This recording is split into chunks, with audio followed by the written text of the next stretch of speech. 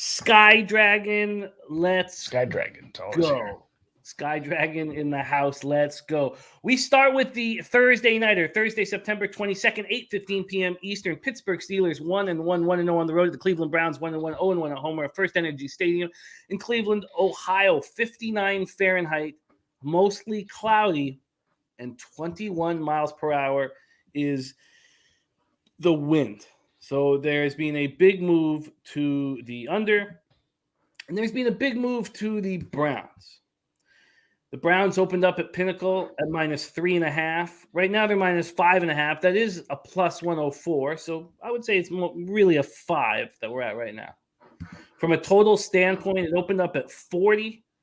It is now 38. It has dropped 2 points down to 38. We have 25,055 tickets in. 24% of tickets, 27% of the cash is on Cleveland, which means Pittsburgh is a public dog, and public dogs in the NFL fare very poorly.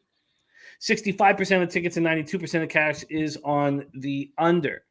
Steelers come in off a 17-14 home loss to the New England Patriots. Mitch Trubisky was 21 of 33 for 160 yards, 1 touchdown, 1 interception. He's picking up just 5 yards per pass in 2022, and it's not enough. Deontay Johnson, 6 catches for 57 yards. Najee Harris ran 15 times for 49 yards, caught 5 passes for 40 yards. But the Steelers were unable to get a single first down in their final 2 drives with the game on the line. They finished with just 243 yards of total offense. After 2 games, Pittsburgh is 30th in yards per play and total offense. The question is, can the Steelers take advantage of a Browns team that is 25th in passing yards allowed per game? Miles Jack had 13 tackles, but the defense couldn't get pressure on Mac Jones. It was their first game without the services of star outside linebacker TJ Watt, who's out with a left pectoral injury. The Patriots' offensive line dominated. The Steelers finished with 0 sacks and just 3 quarterback hits. Remember, 7 sacks in that Week 1 win over the Bengals. But as we saw in that Cincinnati game, maybe it's just the weakness of the Cincinnati offensive line and not the strength of the Steelers' front 7. Browns coming off a 31-30 loss at home to the New York Jets. They blew a 2-touchdown lead in the final 2 minutes. Some funny stats that came out about it. Teams had won 2,229 consecutive games when leading by at least 13 points in the final 2 minutes. The last team to blow that kind of a lead, the Browns, 2001.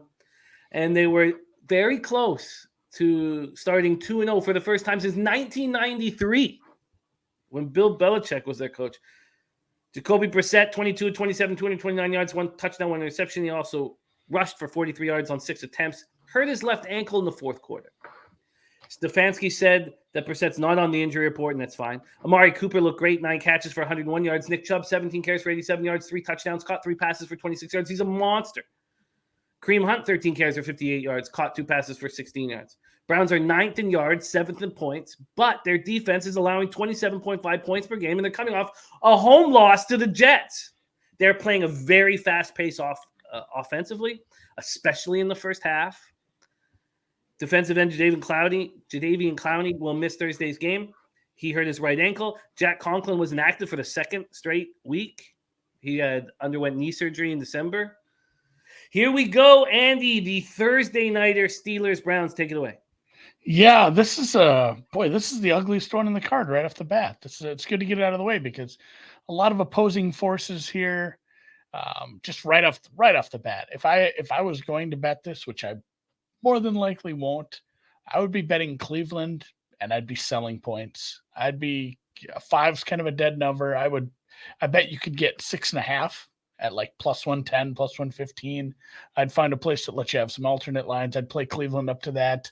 The thing that worries me is the defensive injuries. Like you said, we're going to be missing not only Jadeveon Clowney, but Garrett missed some practice with a neck injury today. We're missing who is it?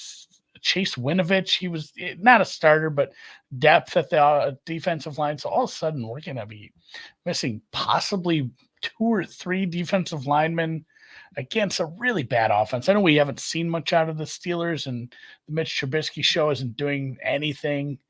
He's been given the vote of confidence. So coach says we're gonna stick with this for a little bit when asked, pressed about starting the rookie. So it's going to be an ugly game. Like you said, the low total, bad weather, bad offenses. I do believe in the Cleveland Browns run game. if they can get right, is definitely going to be on the back of their running backs. They had some success with that. I don't understand what the defense did. They made some bad decisions, honestly, in that game. They should have won that game. They shouldn't have scored that touchdown. They could have just ran the clock out. But I really think maybe a little overlooked last week was we missed TJ Watt. Yes, he's a great pass rusher, but overall that defense didn't play that well against the New England rushing attack. And it's Damian Harris and Ramondre Stevenson. These aren't Hall of Famers you're looking at. You're facing the best 1-2 running backs in the league. And I mean, you give about 5 yards to carry to those guys. So I think Cleveland will be able to run this team, but this total's probably about right, all things considered, with the weather and how anemic the Pittsburgh offense has been through the air. I think this game gets over in a tidy, 2.5 hours. This feels like one of those games where, holy shit, it's like third quarter already. What happened? First game to go, well, obviously it's a standalone, but if it were a Sunday game, like one of those where, how is this game at halftime already? The other teams, partway through the second quarter. I'm leaning Browns. I can't hardly play on this one though. Both teams have been so disappointing in multiple facets, and there's so many injuries involved here. I just, I guess I love taking in a divisional game like this. I love taking the underdog. I just can't be talked into it with this offense. And I bet them a little last week. I did tease the Steelers. I took the under in that game. That was kind of a snoozer. That was nice. I worry a little bit about the Pittsburgh defense getting gashed a little on the run. Yeah, I think that's all very fair and astute. The issue here for me is I have been cashing, and it's when my captain correlates with the sharp action, or I can end up getting towards the sharp action. And here we have the public all over the Steelers, and the market moving in the direction of the Browns. That's a red flag for me. It's not concerning Sky Dragon. He said he bet the over and he'll bet Pittsburgh. I get it. No one wants Mitch. But what exactly do we love about Cleveland? Well, the only thing we love about Cleveland is Nick Chubb, Kareem Hunt, Amari Cooper. That's the only thing we love. And with Clowney out, their defense takes a step back. In saying all that, do you agree this total at 38? Don't you feel like the Browns defense is so soft and the Steelers defense is not good enough to stop the Browns? I will say in the defense of the Steelers, just in general, their injury report is nil. Granted, you don't put guys like TJ Watt who are already on the IR on the injury report. You do need to count them in that, but they don't really have injuries. Devin Bush a little bit, but he's going to play. So it's a full strength team playing a divisional opponent who just gave up a nasty, not only the backdoor, the loss to a horrible team, a quarterback whose best years passed him by 5 years ago. They even said he hasn't had a game with this high of a rating since 18. Joe Flacco beat you, man. That feels rough, but yeah, like I said, I have trouble betting a favorite in these close divisional games. That's why I'm going to have to pass on Cleveland. But like I said, if I did bet them, I'm selling it out to 6.5 or 7. I'm just they either Pittsburgh, might just not score. It's still a pretty good defense, and so much depends. Like if Myles Garrett plays, that's a big difference for me as well. So just kind of passing on this one and letting this ugly game pass me by. I'll maybe look at it live. I usually bet these second half. And we'll be live here on Pub Sports Radio. Dutch Boy Fresh will be hosting. Birdie says Steele's D only gave up 17 points last week. Tomlin on a short week is a dog. Sign me up, public or not. And Slatsy says all 3 starting wide receivers for the Steelers, questioning offensive coordinator Matt Canada's play calling.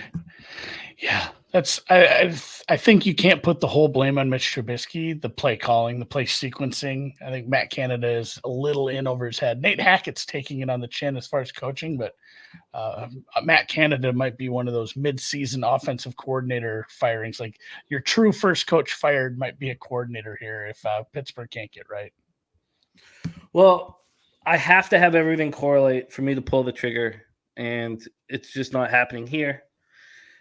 We'll keep an eye on all this. We'll keep an eye on the market moves, and we'll cap this again on Thursday morning on Betting with the Bag. So where we stand right now, no official pick, but Andy, thinking about pushing the Browns to 6.5 points. And again, we've had this big move to the Browns and only 24% of tickets and 27% of the cash on them. Spenny Pennybomb says Tomlin 14-7-1 against the spread, 5 or more point underdog, including 2-0 versus the Browns. Yeah, those are good teams though. Like for the most part, it's almost like the the Packers. Like, oh, the Packers have been good they've had good quarterbacks for 25 years. Same thing with Tomlin. He's had really good teams. Any Tomlin kind of trend you're going to look at is going to be very positive. Noah says take Steelers 13 plays to get field goals. That is the Thursday nighter. No move made by either of us